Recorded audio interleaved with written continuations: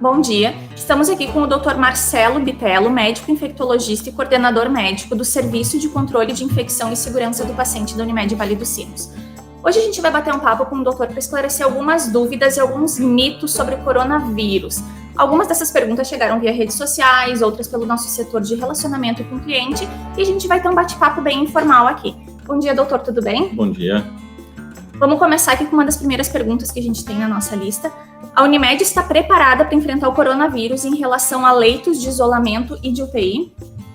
Sim, nós temos um comitê que está organizando, o plano de contingência da Unimed, de acordo com cada fase do plano de contingência, que por determinação do Estado, do Ministério da Saúde, a gente tem medidas restritivas que a gente já tem que começar a estabelecer. E em relação aos leitos de UTI, a gente já tem a nossa própria estrutura já montada para isso, E se for o caso, a gente vai ter que aumentar os leitos de UTI da Unimed Vale dos Sinos. Certo. As cirurgias eletivas serão mantidas? Nós já começamos com uma medida restritiva em relação às cirurgias, tá? Cirurgias, mantendo só apenas as cirurgias de urgência ou aquelas cirurgias que são eletivas, que realmente o paciente precisa fazer. Por exemplo, um paciente que está com câncer vai ter que fazer uma cirurgia para operar um câncer que vai salvar a vida dele. Claro, esse paciente vai ter que ser submetido à cirurgia, mas cirurgias que podem ser adiadas nesse momento serão adiadas. Certo. E como é o tratamento do coronavírus? O coronavírus, ele não tem nenhum tratamento específico, tá? A gente trata ele como trata qualquer resfriado ou uma gripe. Ao contrário da gripe, a gripe ainda tem um recurso terapêutico, que é o Tamiflu, o coronavírus não tem. Então, em relação ao coronavírus, a gente faz o tratamento que a gente chama de suporte, que é o tratamento dos sintomas, E caso o paciente venha apresentar uma instabilidade, aí esse paciente vai ter que receber outros tratamentos, vai ter que ir para UTI, ir para ventilação mecânica, Mas tratamento específico para o coronavírus a gente não tem atualmente. Certo. E como é realizado o teste do coronavírus? Hoje o que a gente tem disponível aqui no Brasil é o teste que a gente chama de PCR. Ele é um teste específico que é feito a partir das secreções das vias aéreas do paciente. A gente coleta com um swab, que é tipo um cotonete, da narina do paciente e da orofaringe dele. A gente coleta e esse exame vai para análise. O resultado do exame vai em torno de 48, 72 horas, a gente tem o resultado do exame se ele é positivo ou negativo. E é um exame indolor? O paciente não sente nada. Sim. Uma das principais dúvidas da população tem sido a máscara. Quem deve usar máscara ao sair na rua e é recomendado essa utilização? O uso indiscriminado da máscara não é recomendado. Tá? O que se faz em relação à máscara atualmente, é o paciente doente que tem que usar máscara. Ele vai ter que usar máscara para sair na rua, para procurar um supermercado, para procurar atendimento médico, para evitar que ele transmita o vírus ou qualquer outro vírus que ele possa ter na sua via aérea para outras pessoas.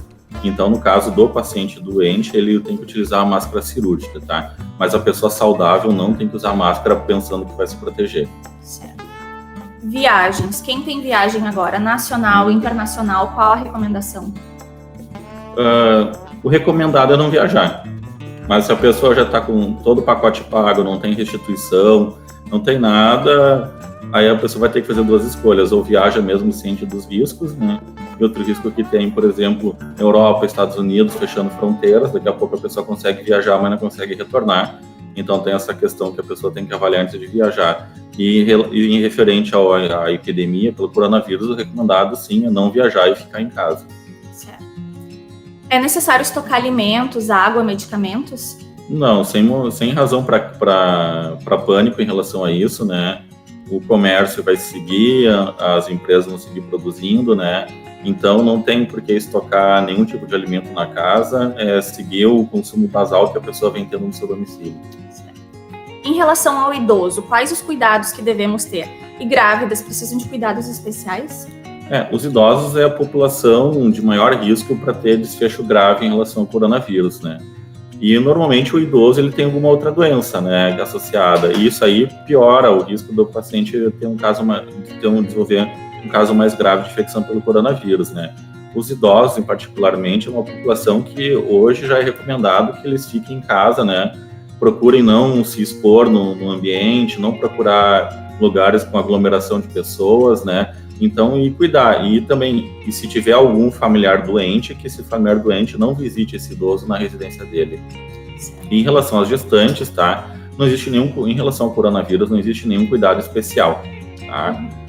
As gestantes, assim como as crianças, não são uma população de risco para ter desfechos mais graves, tá? Então, a princípio, em relação às gestantes, não tem os cuidados, os basais de sempre daí, mas algo nada especial em relação ao coronavírus. Existe algum medicamento para prevenção, algum soro ou suplemento? Não existe nenhum, nada vai prevenir o coronavírus, não tem homeopatia, não tem soro, não tem nada que vai prevenir o coronavírus.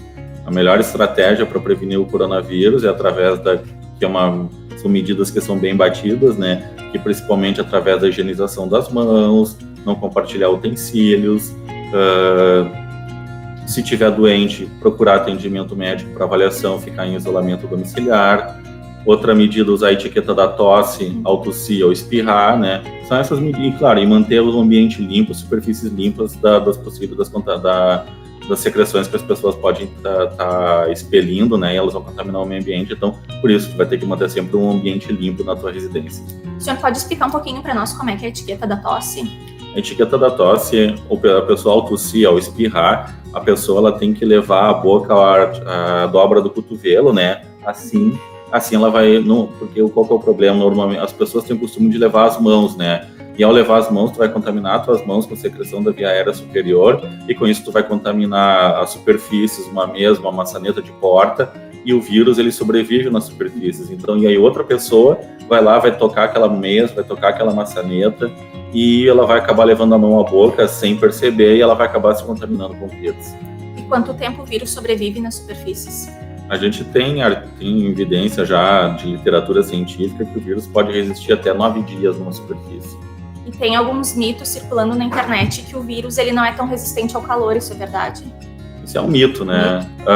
Não tem nada documentado ainda sobre a influência da temperatura do ambiente em relação ao vírus, né? O vírus, ele, até 30 graus ele sobrevive, né? Até 5 graus, ele tem essa faixa que ele sobrevive, ele consegue se multiplicar também, tá? Então, essa questão que a gente está protegido pelo verão, até o momento, assim, essa é uma afirmação que não pode ser feita, assim, que não tem evidência em relação à sobrevivência do vírus em relação à temperatura. Outra pergunta aqui que a gente recebeu é: meu marido está voltando de viagem, ele pode ter contato com nossos filhos? Depende de onde ele está voltando de viagem, tá? Hoje, o recomendado para o Ministério da Saúde, na data de hoje, são pessoas provenientes do exterior. Viagens nacionais não tem nenhuma atenção especial. Apesar de já ter transmissão local em São Paulo, Rio de Janeiro, ontem foi noticiado que Brasília já tem transmissão local, as normas atuais hoje falam em relação a viagem ao exterior, qualquer país fora do Brasil, tá? Sobre essa questão, sobre o contato com os familiares de quem retorna de viagem, se a pessoa estiver com sintoma respiratório, tosse, dor de garganta, coriza, né, a pessoa tem que procurar atendimento médico para ser avaliado, tá? E aí, claro, ela tendo esses sintomas, vai ter que adotar essas medidas de prevenção mais restritas ainda dentro de casa, né, para evitar a contaminação dos outros familiares. O paciente assintomático não tem nenhuma restrição, ele vai seguir a vida social dele normalmente. Certo. O ibuprofeno é recomendado no tratamento do coronavírus? O ibuprofeno ele não serve para tratamento, ele serve para manejo de sintomas, de dor, de febre, né? Tem estudos preliminares até o momento, assim, que sem muita evidência científica, não tem um ensaio clínico que mostra realmente essa evidência, né? Mas tem mostrado, principalmente na Itália, que o ibuprofeno foi associado a piores desfechos dos casos dos pacientes com coronavírus, tá? Então, por enquanto, não existe nenhuma recomendação formal, apenas essa recomendação sem muita evidência, sim, sobre o ibuprofeno. Então, atualmente, a gente vem recomendando que não se utilize o ibuprofeno até a gente ter mais evidência sobre essa conduta. Tá certo. Por que as pessoas estão em isolamento domiciliar e não internadas no hospital? Hoje, as pessoas elas precisam ficar internadas se apresentam critérios de internação hospitalar. O paciente precisa fazer uma medicação na veia, o paciente ele precisa de algum outro cuidado hospitalar, né, mais intensivo, tá? O paciente que está só com uma gripe, um resfriado, pode estar só com coronavírus, e o paciente não tem indicação de permanecer hospitalizado. Porque o paciente que está internado, ele está sujeito a adquirir outros tipos de infecções relacionadas ao cuidado de saúde. ele pode adquirir uma infecção por um germe multiresistente, ele pode sofrer uma queda do leito, ele pode sofrer um outro, e por causa de medicação endovenosa, ele pode sofrer também algum evento adverso relacionado a isso, tá? Então, esses casos leves, o paciente ele pode ficar no domicílio, tá? E é por isso que é orientado esse isolamento domiciliar, para o paciente ficar em casa, o paciente que está doente, né? Ele fica em casa e é um paciente que não é para ficar circulando pelo ambiente, não é para o paciente, para o doente ir no shopping, ir no supermercado, ir a shows, ir a eventos, né? Ele tem que ficar em casa, porque o que a gente tem visto hoje é que o isolamento domiciliar do paciente doente, o isolamento restrito, assim, é uma das medidas mais eficazes para a contenção da disseminação do vírus. Certo. E quando esse paciente deve procurar o pronto atendimento? O paciente ele não precisa procurar atendimento médico na primeira tosse, no primeiro espirro, na primeira dor de garganta, né? O paciente, assim, as indicações dele procurar o pronto atendimento, né? Porque devido ao inverno, devido às outras doenças respiratórias do inverno, a tendência é de tiver um aumento maior já de procura ao pronto atendimento devido às doenças respiratórias e não só o coronavírus, né? Então, independente do que o paciente tem em relação à infecção viral de via aérea superior, o paciente tem que procurar atendimento quando começar a apresentar febre persistente por mais de 2 dias, falta de ar, dor para respirar, é outro motivo para procurar atendimento. E também aquele sintoma, paciente muito cansado, muito prostrado, também tem que ser avaliado, tá? Mas sintomas leves, só de tosse, espirro, dor de garganta, não precisa já correr imediatamente. Se o paciente ele tem um médico assistente que já acompanha ele em consultório, o paciente pode agendar uma consulta com esse médico, né? E para ser avaliado pelo médico que já conhece, profissional que já conhece ele. Certo. E quem já está curado ou não apresenta mais os sintomas, ele ainda pode ser transmissor do coronavírus? Não, o paciente que está curado, ele não transmite mais o vírus. Isso não tem. O paciente, normalmente, o tempo médio de transmissão é até 7 dias após o início dos sintomas. Depois disso, teoricamente, o paciente não transmite. Se ele tiver assintomático, ele não vai transmitir o vírus também. E quem já pegou coronavírus uma vez, ele pode pegar de novo? A princípio, não, a gente ainda não tem estudos que mostram a questão da imunidade após o contágio com o coronavírus. Na China, tem casos de pacientes que adquiriram mais de uma vez o coronavírus, tá? Então, esse é um ponto que a gente ainda tem que observar como é que vai ser a evidência aí desses casos que estão ocorrendo no mundo. Certo. Se eu for no pronto atendimento, já devo ir de máscara? Tem o exame agendado, ele será mantido? E quais as medidas da Unimed para que não haja aglomeração de pessoas? Em relação a quando o paciente for procurar atendimento médico, se o paciente tiver com sintoma respiratório, tiver com tosse, dor de garganta, febre, espirro, coriza, secreção nasal, a gente já tem na porta do nosso pronto atendimento, a gente já tem máscara disponível para esse paciente entrar. Se ele já quiser vir de casa com esse de máscara, não tem problema, mas se precisar, já na porta do nosso pronto atendimento, antes dele entrar, ele já vai poder pegar uma máscara para botar, tá? Em relação a exames agendados, né? Depende que exame que o paciente tem. Se for um exame urgente, que vai depender para um diagnóstico precoce de uma doença que ele pode ter, ele vai ter que fazer. Vai ter que fazer o exame, claro. Se for um paciente que tiver sintomático, ele vai ter que portar máscara durante a realização desse exame, tá? Quando possível, tá? E qualquer outra pergunta? Quais as medidas da Unimed para que não haja aglomeração de pessoas? A gente está organizando o nosso pronto atendimento hoje para os pacientes que chegam com sintoma respiratório ou os casos suspeitos por infecção pelo coronavírus, que ele tem um outro fluxo de atendimento para que ele evite de ficar junto aos demais pacientes, porque enquanto tem paciente com doença respiratória vindo consultar, tem o paciente que tem ali que está com uma dor abdominal, tem um paciente que está ali porque teve uma torção de um pé, de um joelho, né? Então tem outros motivos que as pessoas vêm com procuram atendimento, né? E a gente também tem que proteger esses pacientes. Certo. E quem voltou de viagem ao exterior e tem algum exame agendado, é recomendado que ele desmarque? Ele pode vir fazer o exame? Qual a recomendação?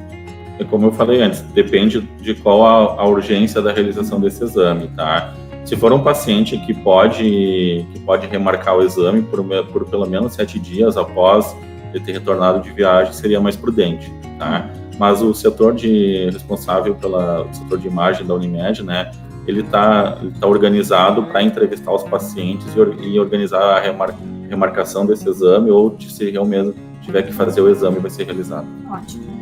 E quem está voltando de viagem, qual a recomendação? Deve voltar imediatamente ao trabalho? Tem algum período seguro para ficar em isolamento domiciliar? Qual a recomendação hoje? Hoje a recomendação vai depender de cada empresa, tá? As empresas têm estabelecendo políticas. O próprio Ministério da Saúde sugeriu, né, que para quem voltasse de viagem do exterior, que ficasse 7 dias em afastamento administrativo do seu emprego, né, desde o retorno da viagem, porque o tempo médio de desenvolvimento dos sintomas é 7 dias.